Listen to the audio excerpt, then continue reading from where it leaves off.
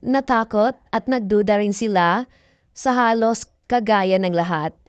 Ito si Miyukado ng Hong Kong, Ma'am Jacqueline Ortilio of Kuwait, Ma'am Juvie Bahatan of Israel, Ma'am Weng de Lima of Leyte, Ma'am Evelyn Dumaran of Hong Kong, Sir Bonifacio of Kidapawan, Jean Ilagel of Quezon City.